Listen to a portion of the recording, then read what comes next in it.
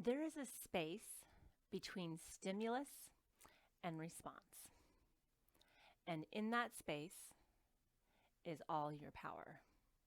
So, in his book, Man's Search for Meaning, Viktor Frankl is a prisoner in a Nazi camp. And he was a Jew that was prisoned during the Nazis era. And he was around horrific, terrible, unimaginable circumstances. He was able to find hope and meaning in things in life that maybe otherwise you would kind of shrug it off and not find hope and meaning. And not only was he able to find it, but he was able to actually help other prisoners find and hold on to hope as well. So, what does it mean when it comes to his saying, right? The power we have is between stimulus and response. And in the center is our power. So I made a little chart here, and I want to kind of go through it with you in the way that I see that he was explaining or trying to let us know where our power lies. That we can choose to give our power up to people, or we can choose to take it and decide what we want to make things mean in our life. That is one question that I find myself asking clients every once in a while is, what are you making that mean? Like, what is coming up for you when you're believing this thought? And so here is an example of that in this video. All right, so I'm going to flip this over. We're going to go to my little, there we go. Hopefully you see it all. I got to have it just a little bit more so you can see me when I get over there. Okay, technical difficulties. Not really, I think I got it. All right, my dears. Okay, so here we are, and there is a thing that I use that if you've been following me much at all, you will know that one of the formulas I use, which is a model formula from the life coach school where I was certified through, is the model, which has circumstance, thoughts, feelings, actions, and results.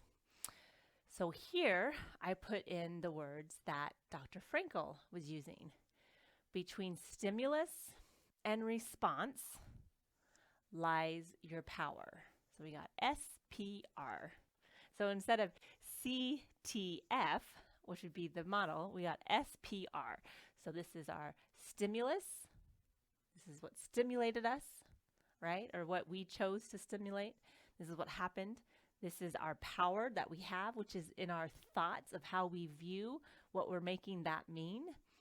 And then our response is, stimulus and response. Our response is our emotions, because these emotions start to drive us to choose to do things in our life, right? So our emotions are our drivers for when we show up in the world. All right, so stimulus. I don't agree with you. That is pretty stimulating sometimes for people, right? So if you're having a conversation with somebody and they let you know, I don't agree with you, I put in here, right here, 5 different responses we could have if we want. And remember, this is our power. So when we decide, I don't agree with you, we get to decide what that means to us. So here is our power. We can ask, why is that? Like, why is it that you don't agree with me? I want to know. Could you tell me why? We can respond as, I appreciate your honesty, right? That's a response we could have is, oh, I don't agree. Well, I appreciate your honesty. At least they're not trying to appease me, right? And say that, oh, I totally agree, and they maybe don't. So I do appreciate honesty in people, right? So I appreciate your honesty. Another response we could have is, you are entitled to your opinion. You are entitled to whatever it is you decide on that. And then I could also say, thanks for listening, right? So maybe I said something, right? So if somebody's saying I don't agree with you, obviously I said some words. They didn't agree with it. So I could say, well, thanks for listening. That could be an option in this scenario. Or I could just flat out say, you're an idiot. I could say that too if I wanted to, right?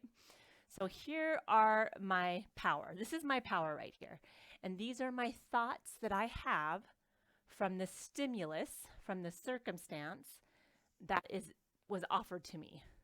This person said these words, I don't agree with you. I can say any of these if I wanted to. So that's my power. So between stimulus and response lies your power. So, what's the response and what does that look like based on our power, what we're deciding to believe and say? So, I could say, why is that? And that to me shows that I'm kind of feeling curious, like I want to know why is that? And one of the things I think about when I'm talking to somebody or something comes up that maybe kind of is like a trigger for me or kind of gets me a little bit like, oh, that's interesting. I wasn't expecting that, or things like that nature. Because sometimes when people don't agree with you, sometimes we can be caught off guard. We're like, oh, other times we knew that we were debating something that we both had a different side to, so we weren't caught off guard. But getting curious, I would say that that's kind of the response. Well, why is that you don't? And one of the things I ask myself is when I respond in a way of a question, when somebody makes a statement, I want to ask myself, am I asking that because I want to prove how I'm right?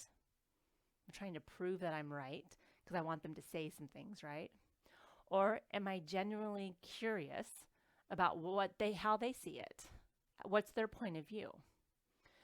So anytime that I find myself in a situation where I'm kind of I'm leading the witness, right? Like I guess in a state of law, right? In a judgment court, you'd be like leading the witness and, well, why is that, right? Leading the witness.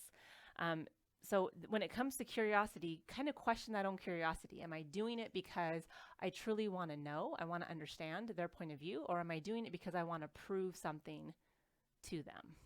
I prove that I'm right and they're wrong. All right, so the next thing is I appreciate your honesty. So when I say that, I would say that you're feeling appreciative. Like if you appreciate someone's honesty and you're saying that genuinely, like you're really being genuine with saying that, you appreciate their honesty. And there's lots of times when people don't agree with me, and I do appreciate their honesty because them sharing why they don't agree with me and going into that, it gives me an idea to look at it from a different point of view. So that is kind of nice. You are entitled to your opinion. Now, this one, I kind of put in a couple of different things. You're entitled to your own opinion could be like you're confused. Like you're kind of going, well, I think what I have is right. And so you're entitled to your own opinion, but I think what I'm doing is right. So you're kind of confused. Like, why do they think that way? And I think this way, right? So there's kind of that sense of confusion. Also could be you're entitled to your own opinion. You could just be agreeable because you don't want to go into anything else. You're just being agreeable. Like, okay, you're entitled to your own opinion. And it can also possibly be a power move because it's somewhat of a statement of manipulation. You're entitled to your own opinion. Now, this is something I used to never think, like saying that was bad because I've said that several times. In fact, I probably still say that sometimes.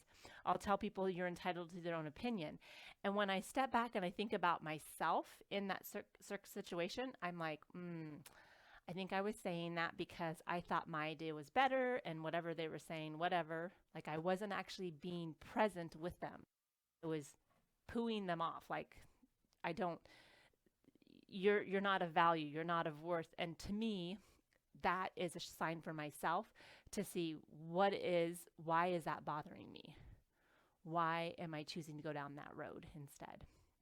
So that's kind of a little bit of a trickier one, but kind of gives you an idea of where you can say words and it can mean or resonate to you differently, right? There could be some confusion, maybe be just trying to be agreeable. Maybe it's a power move. Maybe it's a bit of manipulation going on.